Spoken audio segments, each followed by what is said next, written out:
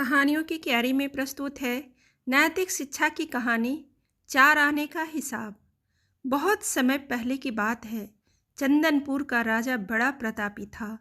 दूर दूर तक उसकी समृद्धि की चर्चाएं होती थी। उसके महल में हर एक सुख सुविधा की वस्तु उपलब्ध थी, पर फिर भी अंदर से उसका मन अशांत रहता था। उसने कई ज्योतिषियों और पंडितों से इसका कारण जानना चाहा। बहुत से विद्वानों से मिला। किसी ने कोई अंगूठी पहनाई तो किसी ने यज्ञ कराए, पर फिर भी राजा का दुख दूर नहीं हुआ। उसे शांति नहीं मिली। एक दिन वेश बदलकर राजा अपने राज्य की सैर पर निकला। घूमते घूमते वह एक खेत के निकट से गुजरा। तभी उसकी नज़र एक किसान पर पड़ी। किसान ने फटे पुराने वस्त्र धारण कर रखे थे और वह पेड़ की छांव में बैठकर भोजन कर रहा था। किसान के वस्त्र देख राजा के मन में आया कि वह किसान को कुछ स्वर्ण मुद्राएं दे दे, ताकि उसके जीवन में कुछ खुशियां आ पाए। राजा किसान के सम्मुख जाकर बोला, मैं एक राहगीर हूँ।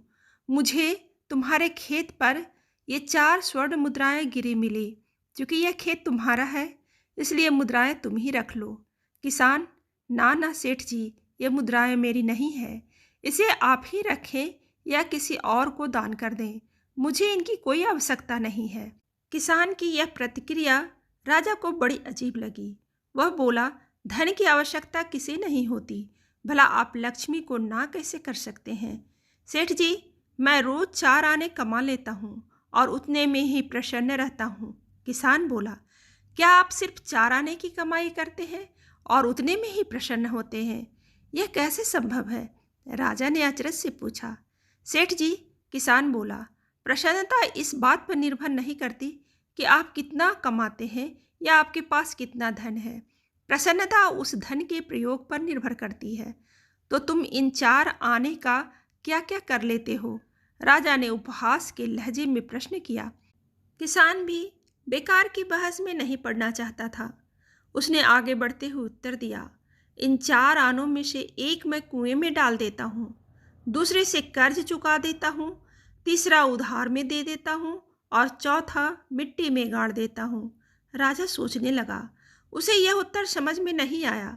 वह किसान से इसका अर्थ पूछना चाहता था, पर वो जा चुका था।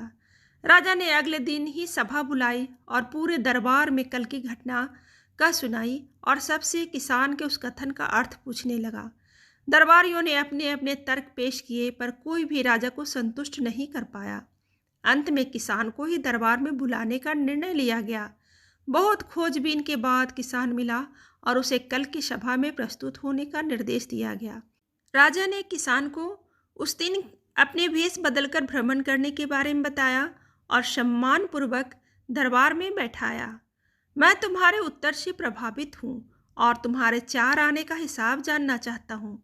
बताओ, तुम अपने कमाए 4 आने किस तरह खर्च करते हो तो तुम इतना प्रसन्न और संतुष्ट रह पाते हो?